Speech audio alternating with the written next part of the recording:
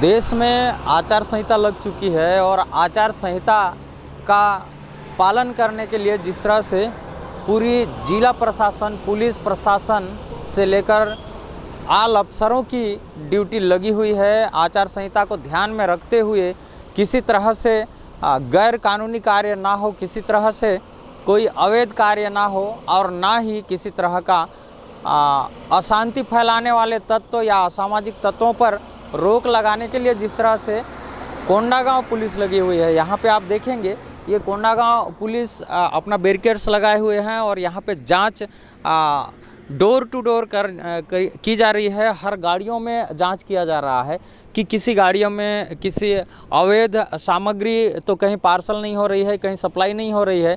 इन पर रोक लगाने के लिए कोंडागांव पुलिस जिस तरह से आप देखेंगे बैरिकेड्स लगी हुई है, ये कोंडागांव पुलिस की बैरिकेड है और ये नेशनल हाईवे 30 के ऊपर हम लोग हैं।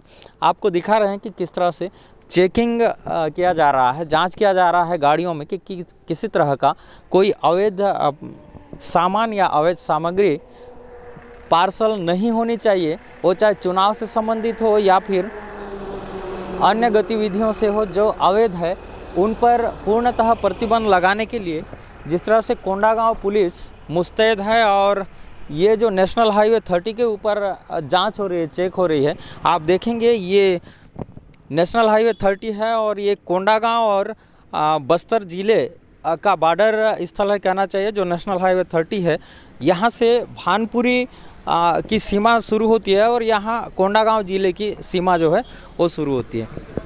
ये देखिएगा जिस तरह से सारे गाड़ियों को बेहतरीन ढंग से चेकिंग किया जा रहा है कि किसी तरह का कोई अवैध सामग्री या फिर किसी तरह का कोई अवैध गतिविधि ना हो, किसी तरह का कोई अवैध गतिविधि ना हो। इसके लिए कोंडागांव पुलिस बाकायदा लगी हुई है और सारे गाड़ियों की बारीकी से चेकिंग किया जा रहा है कि इस आचार संहिता के दरमियान किसी तरह का कोई अनहोनी ना हो। इसके लिए कोंडागांव पुलिस मुस्तैद है और जिस तरह से आचार संहिता के बाद एक शांति व्यवस्था कायम करने की जिम्मेदारी पुलिस प्रशासन को होती है, उसकी पूरी जिम्मेदारी के साथ यहाँ कोंडागांव पुलिस के द्वारा पालन किया जा रहा है। और ये बॉर्डर स्थल है कहना चाहिए कोंडागांव और बस्तर जिले का। हमारे बीच मौजूद हैं जी ADOP कोंडागांव सर हमारे बीच मौजूद हैं। इनसे पूछ लेते हैं कि क्या कुछ मुस्तैदी के साथ चेकिंग किया जा रहा है और ये कब से चेकिंग किया जा रहा है। अभी जैसा आपको पता है कि अभी लोकसभा चुनाव 2024 होने वाला है, जिसके लिए भारत निर्वाचन आयोग ने चुनाव की घोषणा कर दी है। कल से आचार संहिता प्रभावी हो चुकी है। इसी दौरान जैसी ही आचार संहिता प्रभावी होती है, साथ ही साथ SST और FST टीम भी अपने कार्य में तत्पर हो जाती है। ये घोड़ागांव नेशनल हाईवे नंबर 30 पे हमारे द्वारा बनाया गया SST पॉइंट है। यहाँ पे सभी प्रकार के वाहनों की चेकिंग की जा रही है। किसी भी प्रकार के अवैध कैश, किसी प्रकार के मादक पदार्थों का जो परिवहन जो चुनाव की प्रक्रिया को प्रभावित कर सके, उस पर प्रभावी कार्रवाई करने के लिए हमारे द्वारा गहन रूप से ये चेकिंग की जा रही है।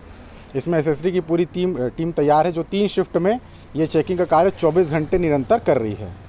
सर, चेकिंग के दौरान किस तरह की हिदायतें जो राहगीर हैं उनको दिया जा रहा है? हमें ये बताया जाता है, हम ये बताते हैं कि आप ट्रैवल कर रहे हैं तो ट्रैवल करने के दौरान किसी भी प्रकार के अवैध कैश का या किसी प्रकार के लिक्कर या गांजा या कोई भी ऐसी वस्तु का आप परिवहन ना करें। ये हिदायत हम देते हैं राहगीरों को। और ये भी बताया जाता है कि पुलिस के लिए आप पूरी तरह से सहयोग करें, सभी मामलों में चाहे किसी भी प्रकार का हो, उसके लिए पुलिस की आप मदद करें। क्या गाड़ियों की दस्तावेज भी चेक की जा रही है? गाड़ियों का दस्तावेज हम चेक करते हैं। अगर हमें किसी प्रकार का संदेह उत्पन्न होता है तो डेफिनेटली हम गाड़ियों का दस्तावेज भी चेक करते हैं। जी। तो बिल्कुल आचार संहिता का जिस तरह से बारीकी से कोंडागांव पुलिस के द्वारा पालन किया जा रहा है और ये नेशनल हाईवे 30 के ऊपर हैं हम, और आपको ये जो तस्वीर दिखा रहे हैं किस तरह से हर गाड़ियों में जांच किया जा रहा है, बाकायदा पूरी टीम लगी हुई है कि किसी तरह का अशांति फैलाने वाले असामाजिक तत्वों से संबंधित जो भी वस्तुएं होती हैं, सामान जो अवैध होती है, उस पर काबू करने के लिए उसको बाकायदा जांच किया जा रहा है। और पूरी तरह से आचार संहिता का सिस्टमेटिक पालन करते हुए यहाँ कोंडागांव पुलिस मौजूद है।